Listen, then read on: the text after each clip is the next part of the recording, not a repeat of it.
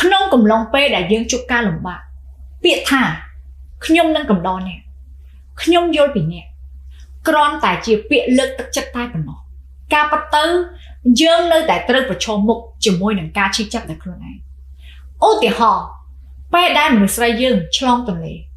ស្វាមីចាប់ដៃហើយនិយាយថាបងនៅក្បែរអូនបងនៅកំដរអូនហើយទោះគាត់ស្រក់ទឹកភ្នែកយ៉ាងណាក៏គាត់មិនដឹងពីកម្រិតឈឺចាប់ពិតប្រាកដនៃការឆ្លងទន្លេរបស់ប្រពន្ធគាត់ដែរតែអ្វីដែលគាត់និយាយនិងអ្វីដែលគាត់ធ្វើគឺល្អបំផុតហើយតែគាត់នៅតែមិនអាចឈឺចាប់ជំនួសប្រពន្ធគាត់បានអញ្ចឹងហើយការឈឺចាប់មួយចំនួនមានតែខ្លួនឯងទេដែលដឹងច្បាស់ថាវាមានរសជាតិបែបណាព្រោះការឈឺចាប់របស់យើងគ្មាននរណាម្នាក់អាចជំនួសយើងបានទេដូចនេះហើយ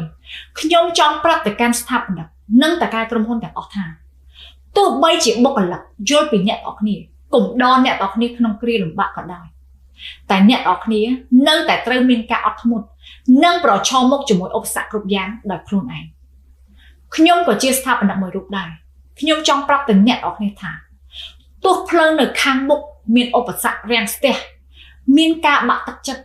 មានការឈឺចាប់ក៏ពួកយើងត្រូវតែក្លាហានតស៊ូដើរទៅមុខជាមួយគ្នាខ្ញុំមានអ្នកក៏មានខ្ញុំ